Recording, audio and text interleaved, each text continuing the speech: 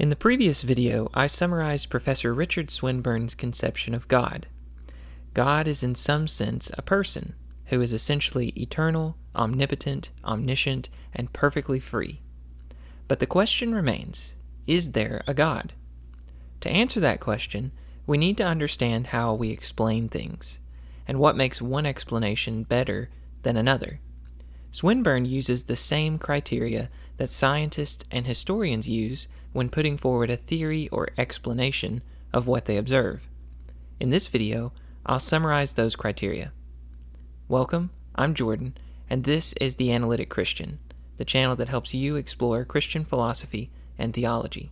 Let's begin by distinguishing between two types of explanations for some phenomena: inanimate explanation and personal explanation. An inanimate explanation explains an event in terms of powers and liabilities. For example, when a stick of dynamite explodes, it does so because it has, among its properties, the power to explode and the liability to exercise that power under certain conditions, when it's ignited at a certain temperature and pressure. A personal explanation explains an event in terms of powers, beliefs, and purposes. For example, the dynamite exploded because a terrorist ignited it. He had the power to do so, the belief that doing so would cause an explosion, and the purpose of causing an explosion. Physics and chemistry provide inanimate explanations, and much of history, psychology, sociology, and detective work provide personal explanations.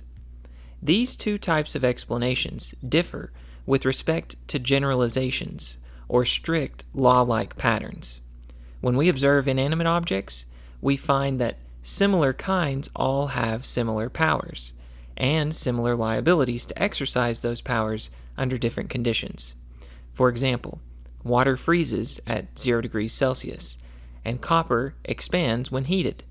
These generalizations about when things exercise their powers are called laws of nature.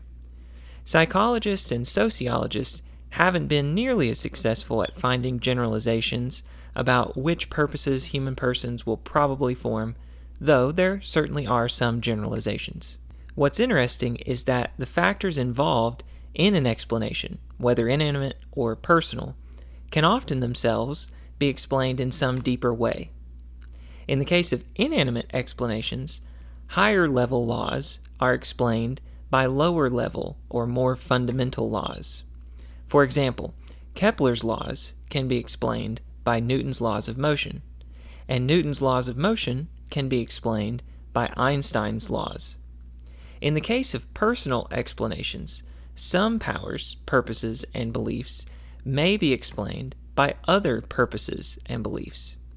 For example, I form the purpose of going to the fridge because I have the purpose of getting food, and I believe that there is food in the fridge. Both types of explanations mentioned above can fall into one of three categories based on the extent of the explanation. A full explanation is one that makes the occurrence of the event being explained inevitable. In other words, it had to occur given the powers and liabilities or beliefs and purposes involved. A partial explanation is one that makes the occurrence of the event only probable. Lastly, a complete explanation is a full explanation that cites the most fundamental powers and liabilities or beliefs and purposes. Now you have a grasp of the elements involved in an explanation. But what justifies the acceptance of one explanation over another? To answer this question, we'll first look at the set of criteria scientists use to evaluate inanimate explanations. Then we'll see how those same criteria can apply to personal explanations. There are 4 criteria scientists use to evaluate inanimate explanations. 1.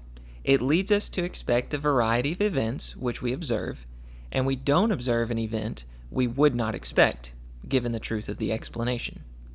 2. It is simple. 3. It fits well with our background knowledge. 4. There is no rival explanation which leads us to expect these events which satisfies criteria 1 to 3, as well as our proposed explanation. Let's illustrate these 4 criteria with a famous case from history. In the 16th century, Kepler was studying the motion of the planet Mars. He wanted to discover a law that would explain the path along which Mars moves, allowing him to predict future positions of Mars. Past positions of Mars, represented as X's here, were marked on a map of the sky. A curve that passes through these positions represents a law governing the motion of Mars. Any curve that leads us to expect Mars to be in these positions satisfies criterion 1. The trouble is that criterion 1 can be satisfied by an infinite number of curves. One possibility is that Mars moves in an ellipse. Another is that Mars moves in a spiral. Another is that Mars movements are parabolic. Another is that Mars moves in one of the previous patterns, but then diverges wildly. So how is a choice to be made? This is where criterion 2 comes in. Most possible curves are not simple because their equations are highly complex and their graphical representation is not smooth. This criterion will eliminate almost all of the infinite number of other alternatives. The equation of an ellipse is relatively simple and the curve is smooth. Still, there may be some other rivals that are almost equally simple, so we may not be able to decide between them and the ellipse until we have more observations, or we base it on some other criterion.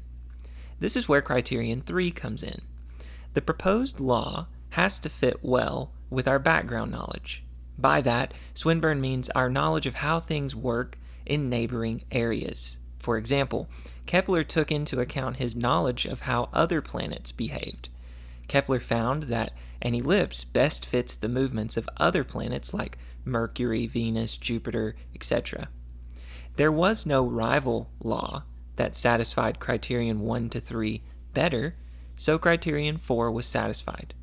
Since all 4 criteria were met, Kepler's first law of planetary motion was justified. Scientific laws fit together into scientific theories, and the same criteria come into play to judge the resulting theory.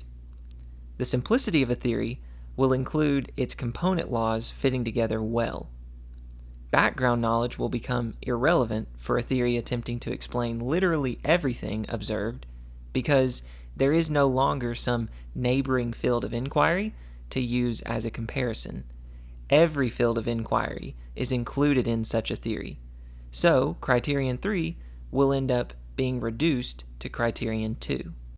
Simplicity will be the key criterion then for judging between theories that equally satisfy 1 and 4. If a theory postulates objects or properties beyond what we can observe, such as electrons, quarks, quasars, the criterion of simplicity tells us to postulate few of these. The fewer, the better. Before turning to personal explanations, we need to say something about talk of prediction. You might be tempted to think that observations provide evidence for a theory only if first the theory is formulated, then the scientist works out what the theory leads us to expect in the future, and then she observes what it leads us to expect. Otherwise, you could always construct a theory to fit observations. Swinburne has an interesting response to this worry. He agrees that theories can always be constructed to fit observations. But what cannot always be constructed are simple theories which yield many observations. They are just as difficult to find as theories which predict accurately, and they are the only ones which observations support.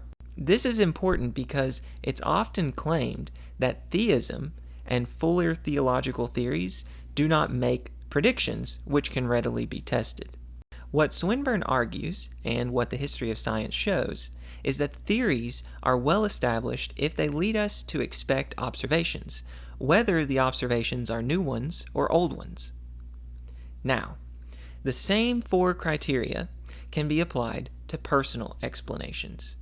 In this case, we try to build up a picture of a wide range of phenomena caused by as few persons as possible, with constant powers, purposes, and beliefs that change in regular ways. If we can explain two effects brought about by a human in terms of the same purpose, we do not invoke some new purpose to explain the second effect. If we can explain an effect as brought about by a person in virtue of powers of the same kind that other humans have, we do not postulate some novel power. But, just as we may need to postulate unobservable planets and atoms to explain phenomena, so we may need to postulate non-embodied persons if such an explanation of the phenomena satisfies the four criteria better. In the next video, we will compare the simplicity of theism to other inanimate explanations.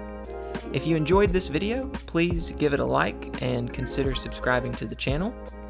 See you next time.